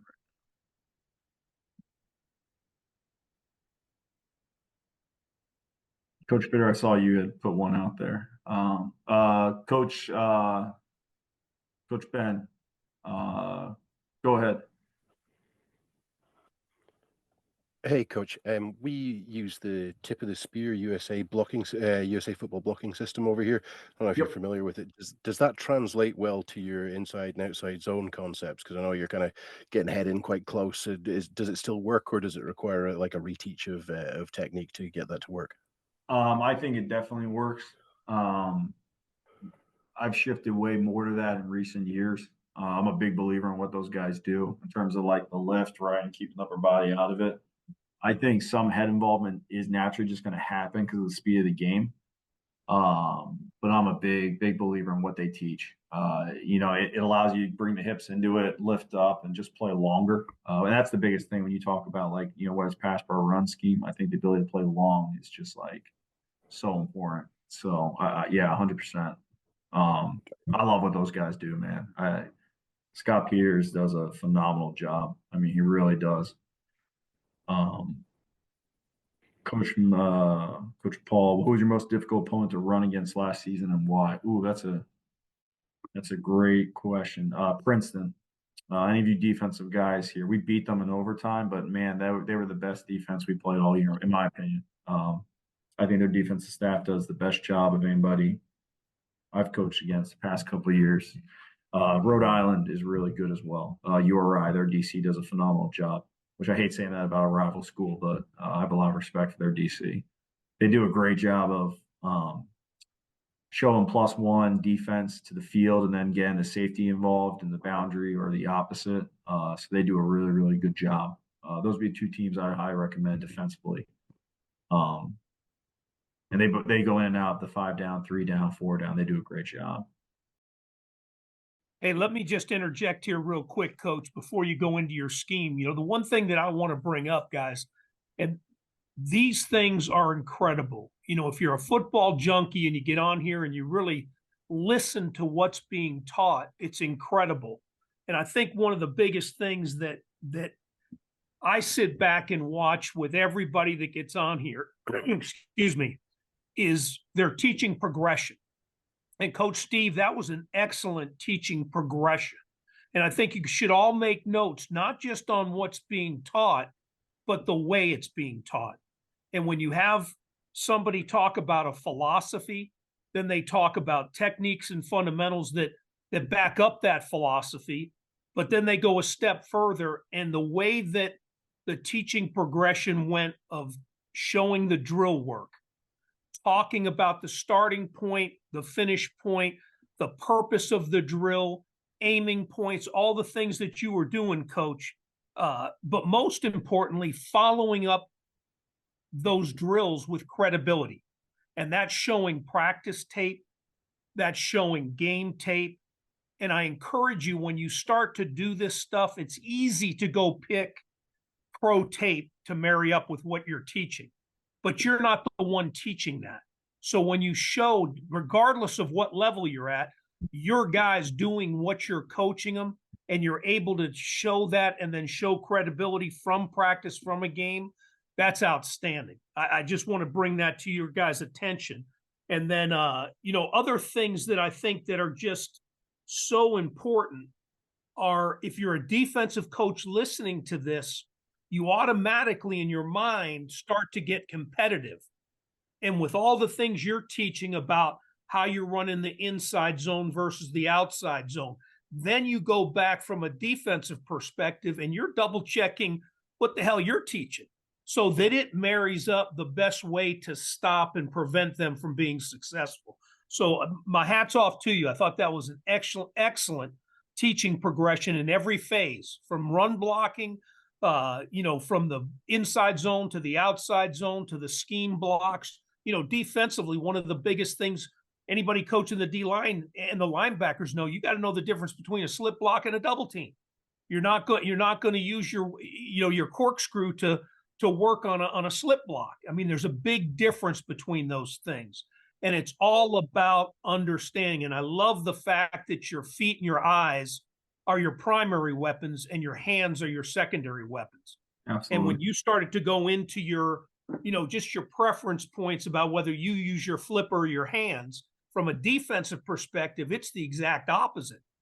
Defensively, we want to use our hands because I don't want to give you a blocking surface that you can lock onto, because the more surface area I give you, the better off you're able to control me. So I love it. It's the cat and mouse part of strategy of the game, but that was really well done. And I think, guys, don't forget to take notes on how it's being taught, not just what's being taught, okay? And I know I rambled a little bit, but I really think that's important. I appreciate that, Coach. And I see a couple of guys that put some stuff on the side. David, how often do you change your blocking scheme? So the blocking scheme, for the most part, does not change. We really will change, like, if we're going to run power every week. We may change if we read power, like do power read. We may change if we add an extra fullback into it, or if we RPO. But like in terms of like the combos, all that won't change. certain schemes, yes, like pin and pull, we have liked in the past. We're probably going to run less of it because it is very like week to week base. If we're seeing a ton of movement, we're not going to run that. So like to me, that's like looking at right now, South Scout, that's not worth the investment for us. So like we're going to probably like go away from it, even though it's a great play. I would say like for us, like we were always going to run inside zone power. Like that's in the run game. That's what we were always going to do. In pass protection, we were always going to run 7-man and 6-man pass protection. So I think like every week we definitely carry something regardless of it, but sometimes we do change it. Coach Simon, any good social media accounts you recommend following? Jeff Schwartz is awesome, man. Brian Baldinger, he has some like really good analysis. He like shows a lot of videos from like NFL games, college games, and he talks about like every position. I take a lot out of there. Last of the fullbacks is a fun one. They like take a lot of run cut ups from situations. There's a lot of really good stuff out there. If you like follow one of those, you'll start seeing on Twitter like a lot more of the other ones will pop up. There's some really good. Coach David, what was your craziest situation on your coaching life and how did you solve it? Coach, can you just fall back with that answer? Is that like you talking about on the field, or are you talking about like having to pack my whole life up and leave Miami and get here in 24 hours? There's some good ones in the profession. Coach Ethan, you mentioned you run duo. Okay, how do you and staff teach your Z receivers block response plays? Just safety and motion him in versus roll safes. Great. Okay, awesome question. Sometimes what we'll do is we'll slice them across the field, like on a motion, and and we'll snap it usually when it gets to right about like the tackle tight end surface to get him up to the safety. And really, we're trying to get rotation of safeties to do that and to push linebackers off the spots. Other times, if we're in like condensed formations, he'll already be there. So sometimes it may not even be a safety. Sometimes it may be like an outside linebacker. Usually, we just tell those guys in that case is like, if we can't put like another tight end in the game, we tell them just, again, kind of like what we talk about outside zone, get on him as quick as possible and make him go in a direction and then take him that way. The back will make you right. If the back's read takes you out that far at that point, it's less about kicking the outside linebacker safety's butt at the point of attack and more about just creating a lane for the back to hit, if that makes sense. Coach Kevin, I need to drop off. Thank you. Coach, I appreciate that, man. Anytime, find me on Twitter. I'd be happy to talk ball anytime. And obviously great job by the host. David, how do you build up your lineman warm-up for game? Okay, so what we do is when we first get to the stadium, whether it's a home game or an away game, so second we get off the bus or we get done team meal for our home game, I bring them right out to the field and I go through a very light pass progression warm-up. So we'll do our sets. We'll do a base, just kind of like high knees, butt kicks for like 2 minutes. And then what I do is we'll do some light run stuff, just kind of run off the ball real quick, very nice and light. It takes literally 5 minutes. And then I walk the field with them and go over the game plan with them. So like, so I'll just say, okay, hey, backed up, here's what we're calling, 20 and 20, here's what we're calling, middle of the field, here's our play action, goal line, here's what we're going to run. And then I cut them loose. And then when we get to the actual pregame warm-ups, we go through our inside zone, our outside zone blocks, our gap lift blocks, like the lifters. We'll work the trigger lead, and then we'll do a post and a kick pass pro, and that's it. And then we go do 1-on-1. So I'm pretty quick with it. By that point, the strength coach has really got them primed up. I don't want them to be beat up prior, so I don't think you need to like really hit. We don't tee off on each other pregame at all. Like we will line up and do the deal against each other, but I want them just to be fresh, ready to go. Coach, when you're recruiting players, when recruiting players schemes, are you looking for big players or smaller, faster linemen? I'm looking for bigger guys. We're more of a duo inside zone power team. So like it's less about the height and more about, obviously we need, you need height, like big guys have longer arms, all that. But it's more about the thickness and the ability to move guys to the point of attack than faster. If we were only outside zone, I would recruit lighter guys for sure. Because I think it's easier to put weight on than it is to get guys to lose weight. My fault, Coach. I'm gonna pass the hosting back to you. My apologies, just saw that. When am I next in Limerick? Coach Thompson, I hope I'm pronouncing that right. Coach Mark. I'm hoping soon. So like I have not been back since pre-COVID, which is where I used to go back every summer, every other summer. And then my friend Davin lives in Scotland. He married a Scottish girl, Rachel. So I usually go over to Glasgow more right now, but I'm due either this summer or next summer to go back to Limerick to hang out with some of the friends. I would love to talk ball at some point over there when I do that for sure. Coach Don, do you run inside zone to the 3 or the shade? Okay, so I would prefer to run it to the shade because you're gonna get 2 double teams at the point of attack, but we're not gonna not run it to the 3. We don't really do a whole bunch of check with me. If we were more in like the NFL world, we would like our quarterback would can stuff 100%. I would run it. I would try to can as much as possible just because of the double team aspect. But you can get away. I think teams have proven recently that you can get away running it to the 3 more and more. Last duo question. Some of the big hitters happen when the backside backer is too aggressive on the overlap. Yep. That was a great touchdown. If the running back is reading and play side backer, how do you teach backs to recognize fielders? Okay. We teach them, okay, so like our running backs demeanor is they're going to press. So like we're going to do it to the right. They're going to press the inside hip of the play side guard, right? So that's their aiming point. As they press that, they're going to go off their primary read. If that backer is in, their mindset goes immediately, I'm going out. So, and what we tell them is ride the wave. So you're just going to start B gap to C gap to D gap out. And so like if the B gap is open, if that linebacker goes A and you press B and it's open, you're just getting north and south as fast as possible, as many yards as possible.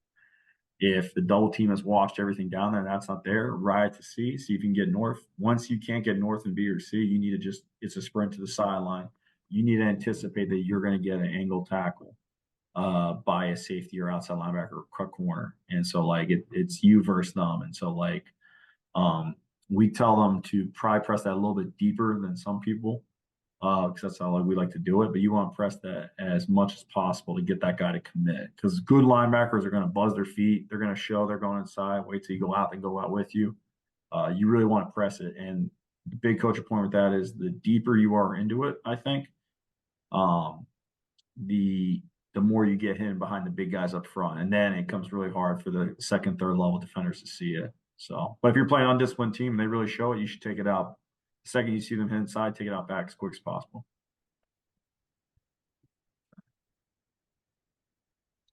Guys, do we have any more questions? Any more on the chat? Coach, I would love to, Coach Dave, I would love to, I'll take you up on that next time I'm over. Okay, I've never been to Oxford. I've been to a few places over there, but not Oxford. So I will take you up on that. Same over here. If you guys are ever in Rhode Island, I'll take you over to Narragansett. Come watch ball, and we'll get some beer over at Narragansett. Yeah, don't be putting those invitations out, Coach. You'll be surprised how many people take it up. Hey, open door. Coach Simon, do you have any philosophies, expectations for your O-line?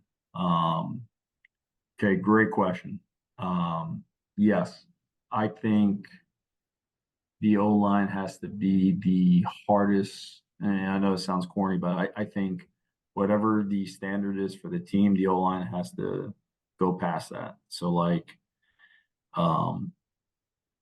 we never walk on the field. Now I don't do silly stuff with them. Like I don't run them into the ground, anything like that. I want them to be healthy. I want them to be strong. But like between drills, we sprint to the next station. That's the mentality. When we're in the weight room, we sprint from rack to rack. I think the team is going to ride that. And we all know like how it is. Like there's going to be some games where receivers are going to drop balls, where quarterbacks are going to struggle. There's going to be games that O-line doesn't play well, but the one thing that can't ever happen is you don't play freaking hard and violent. And so like that's kind of like the expectation that like we really preach. Like you got to push through it no matter what. You got to be the standard. So good question. Yeah, but I don't put anything in there like, hey, we got to run for this many yards or anything like that. No. Coach, any Glacier clinics? No, I don't have any Glacier clinics coming up. I'll be at the big New England clinic March 1st and 2nd. I'm going to be doing some live demos there. The main high school one in Portland was great. I love Portland. It's one of my favorite cities.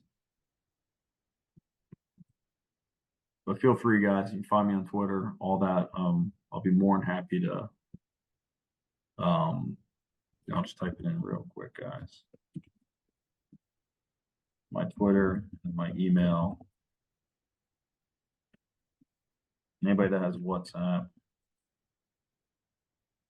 That's my contact. Coach, while you're doing that, if I can just first of all say a big thank you to you for your time that you've given up. I'm sorry, a personal apology for messing around the first 15 minutes, but I will try and make that up. We're definitely going to get you back on. But before we sign off, if I can give the final words to Coach Bresnahan, and if you want to just say bye at the end, that's great. Go ahead, Coach. Yeah, hey guys, again, this is something that you just can't get enough of. I look so forward to these clinics now. It just starts your month off the right way and get you talking some ball and sharing some stories and the whole thing. And for me, I had no idea he's 30 minutes from me. I'm right up 146 in Grafton. And that it's just such a small world.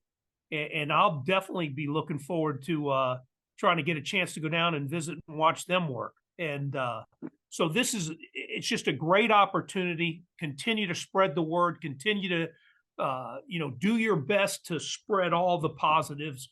And again, the hashtag hope through football and hashtag share the knowledge is so important. And we just got to keep working together to make it something really, really special. And to date, like I told you, hats off, because it's going in the right direction. But Coach, thank you so much. I mean, I really thought that was awesome. And it's just from the number of questions and the way the guys responded, I think they did too. So thank you. Appreciate you. Thank you, guys. I really appreciate it, man. Thank you, Coach. Guys, thank you very much for investing your time in trying to move football forward. Whatever little way we can move the needle forward is great. Like I said, you've inspired us to start the YouTube channel, do the stuff we do on Twitter, etc. Keep recruiting more people. Let's get this bigger. It's got bigger and bigger every time we've done this. I think at some point we had about 72 people, 73 people, and it's just going to keep growing. To all the BAFCA coaches, you'll get an email tonight or tomorrow telling you what the process is, and we'll get that done. Coach Ciocci, the invitation is open for another one. All right, we'll talk anyway during the week. Guys, thank you very much. Appreciate it. Take care of yourselves. Good night, guys. Thank you.